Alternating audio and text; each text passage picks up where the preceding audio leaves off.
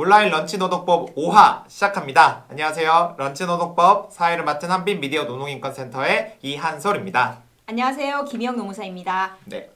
이제 좀 익숙해지신 것 같아요. 네, 저희 그런데 서로가. 끝날 때가 됐나요? 근데 익숙해지니까 끝나는 이 언제나 네. 인생사 진리죠. 맞습니다. 네, 영상을 보시는 분들도 저희의 이야기가 꼭 유익하고 보람차게 들리셨기를 바랍니다. 맞습니다. 네. 비록 올해는 5회로 끝나지만 다음번에는 더욱 다양한 장소에서 여러분들을 만날 수 있길 바라겠습니다. 다음번에도 저 꼭 불러주세요. 왜 저 굉장히 한가하거든요. 예. 레전드 우리 노무사님이 참여를 안 하시면 누가 못해요. 감사합니다. 네, 여튼 여러분 또 노무사님 만나고 싶으시면 구독과 좋아요 꼭 눌러주시는 거 눌러주세요. 잊지 마시고요. 이제 5화 본격적으로 시작하겠습니다. 네. 미리 말씀드린 대로 5화의 주제는 바로 임금 체불입니다. 떼인 돈 어떻게 받을 수 있을지 한번 여러분들이 재밌게 시청해 주시길 바라고요. 본격적으로 들어가서 많이들 벌어지더라고요. 열심히 촬영했는데 돈 안 주는 경우가 너무 많아요. 저희한테도 맞습니다. 제보가 정말 너무 많이 들어오는데 이 떼인 돈 받으려면 어떻게 흥신소라도 가야 되나요? 흥신소를 찾아가시기 전에 법의 문을 두드려 보시기 바랍니다. 이 오늘 온라인 런치노동법 주제가 임금체불이잖아요. 사실 방송노동의 임금체불 문제는 제가 잘 모르거든요. 한번 좀 소개 좀 해주시겠어요? 저희 한빛센터가 참여했던 CJB 청주방송 고 이재학 PD 대책위에서 지난 4월에 발표한 자료가 있는데요. 그 결과에 따르면 821분이 참여하셨는데 그 중에 50% 이상의 비정규직 노동자가 임금체불을 경험했다고 합니다. 절반이 넘어요. 돈을 못 받으신 분들이. 네. 게다가 체불 경험이 있다고 답변한 사람 중에 62.8%는 어떤 대응도 못하고 그냥 묵혀뒀대요. 어이구. 아니 이게 다른 업종도 이런가요? 지금 고용노동부가 조사한 2020년 임금체불 현황에 따르면 올해 누적된 임금체불액이 약 1조 원에 육박한다고 합니다. 아마 코로나19 사태 때문에 연말까지를 이렇게 종합을 해보면 2조 원에 다다르지 않을까 하는 전망도 나오고 있는데요. 특히 영세 사업자 잘 아시겠지만 PC방, 카페, 노래방 이런 데가 다 폐업을 하면서 그 근로자들도 임금을 받지 못하고 이렇게 어려움을 호소하는 경우가 많은데요. 통계청에 따르면 올 상반기 자영업자 중에 폐업을 한 사람이 무려 13만 명 정도로 합니다. 그러니 임금을 받지 못한 근로자들은 또 얼마나 많으시겠어요. 아니 저도 친구가 알바비 못 받았다 그래가지고 막 그 사업장 가가지고 막 난리치고 막 이런 적 있었거든요. 사실 노무사님처럼 제가 똑똑했으면 가서 이렇게 법적으로 주장했을 텐데 어쨌든 저는 가서 돈 주세요 약간 이랬었는데 네. 이게 사실 방송 노동자들의 상당수는 애초에 근로계약서 쓰지 못하니까 사실 임금체불이 발생했을 때 저같이 하는 거 이외에는 할 수 있는 방법이 아예 없는 거예요. 근데 또 눈치도 보이고 찍히면 이 바닥에서 살아남을 수 없으니까 그렇죠. 애초에 그냥 돈 받는 거를 포기하시는 경우도 많다고 들었습니다. 네. 당장 돈도 없으니까 이 민사소송을 진행하기도 어렵고요. 네. 이런 임금체불 문제 좀 우리가 어떻게 대응하면 좋을까요? 이게 임금체불이 되면은 사실 근로자들은 사장님에게 애원부터 하게 되잖아요. 월급 주세요 막 이러는데 사실은 노동의 대가인 임금은 당당하게 요구해야 되는 부분이지 부탁하고 사정할 차원의 것은 아니라고 생각하거든요. 그렇죠. 임금은 노동자들이 당연히 받아야 될 권리인데 저처럼 막 사정 난리치고 이런 게 너무 안타까워요. 네. 근데 거기다가 근로계약서까지 못 썼으면 상황이 더 노답이 되는 것 같아요. 그렇죠. 이 근로계약서는 서면으로 작성하는 게 원칙이긴 하지만 구두계약도 효력은 있습니다. 그렇기 때문에 내가 일을 했다는 것을 증명만 하실 수 있으면 근로계약을 부정할 수 없기 때문에 노동청에 임금체불 진정을 제기할 수 있습니다. 그러면 우리가 항상 강조한 것처럼 근로자성만 인정받으면 그래도 실마리는 풀리겠군요. 네, 맞습니다. 다만 이 과정에서 제가 한 가지 좀 말씀드리고 싶은 것은 체불임금에는 단순히 우리가 흔히 얘기하는 월급뿐만 아니라 주휴수당, 연차수당, 휴업수당, 퇴직금 등이 다 포함될 수 있거든요. 근데 이런 걸 제대로 계산하지 않고 임금체불 진정을 제기하면 본인이 받을 수 있는 금액보다 훨씬 적은 금액을 받고 사건이 종결되는 경우가 왕왕 발생합니다. 그러고 보니 이 체불 문제를 해결할 때 체당금 제도? 이런 걸 이용할 수 있다고 들었습니다. 어디서 들으셨죠? 그 아주 좋은 제도거든요. 네, 제가 가끔 듣는 데가 있어요. 네. 체당금은 기업이 도산했을 때 근로자가 지급받지 못한 임금, 휴업수당, 퇴직금을 국가가 대신 지급하는 것을 말합니다. 근데 조건에서 보이다시피 체당금의 지급 조건은 기업의 도산입니다. 근데 기업이 도산하지는 않았지만 어떤 자금 여력이 좋지 않아서 임금을 받지 못하고 퇴직하시는 분들도 계시잖아요. 그런 분들에게 도움이 될 수 있는 게 바로 소액체당금 제도인데요. 자세한 사항은 자막에서 확인하시기 바랍니다.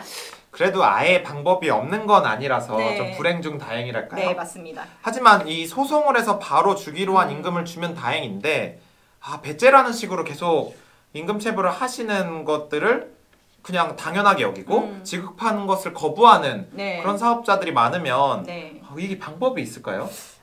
드라마에서 자주 보던 방법이 있잖아요. 빨간 딱지. 아, 네.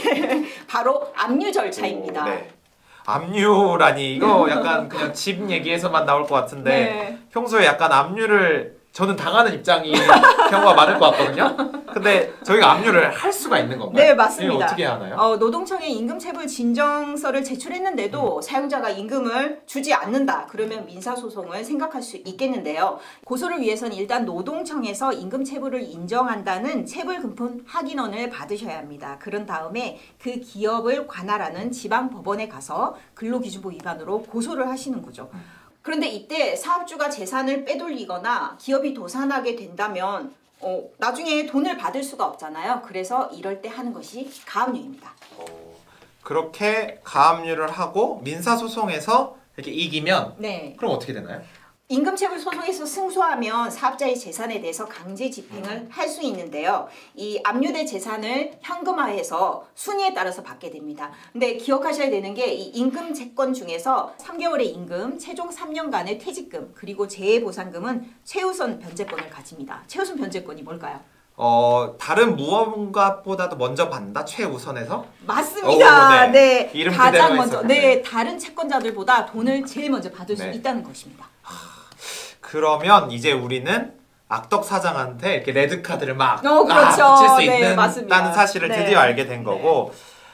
그래도 뭔가 절차가 까다로울 것 같은데 준비해야 되는 절차가 좀 간단치는 않을 텐데 계속 정당한 임금을 거부하는 회사 사장들이 있으면 그렇게 레드카드 네. 붙이는 건 그래도 좋은 방법 중에 네, 하나라고 생각은 드네요. 그러면 사실 레드카드 안 붙이고도 해결하면 좋잖아요. 그렇죠. 그러면 미리미리 좀 챙겨두면 좋을 것들 이런 것도 노하우가 있을까요? 일단은 근로계약서를 작성하실 때 임금의 구성 항목과 지급일자를 반드시 적게 되어 있는데요. 막연하게 임금 지급 일자를 사내 규정에 따르겠다 뭐 이렇게 되어버리면 뭐 사장님 주고 싶을 때 월급 주겠다 이런 뜻이잖아요. 그래서 이왕이면 그런 부분을 정확하게 기록하시는 게 좋겠습니다.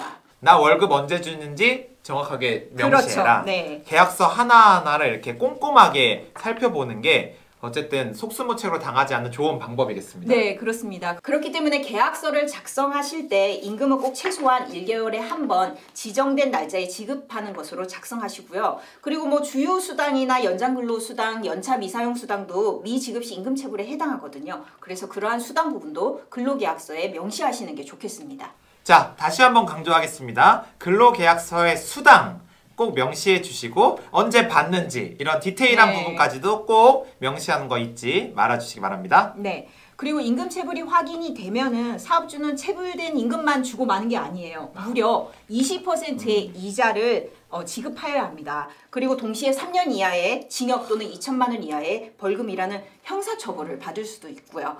체불임금 액수가 크거나 상습적이다 싶으면은 그 리스트가 공개되기도 하거든요. 얼마나 망신살이 뻗치는 그런 레드카드 많이 상황이니까. 받은, 네. 그래서 이 사용자분들은 꼭 정당한 대가를 지불하고 노동력을 사용하셨으면 좋겠습니다. 맞습니다.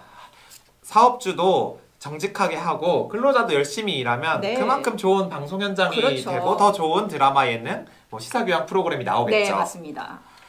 네, 긴 시간 여러분들과 저희가 함께 했는데요. 온라인 런치 노동법은 이렇게 5화로 마무리가 됩니다. 한빛센터에서는 노동자성 문제부터 시작해서 임금체불까지 이 여러분들의 권리, 노동자의 권리를 지킬 수 있는 방법 5가지를 준비해서 영상으로 찍어 보았는데요.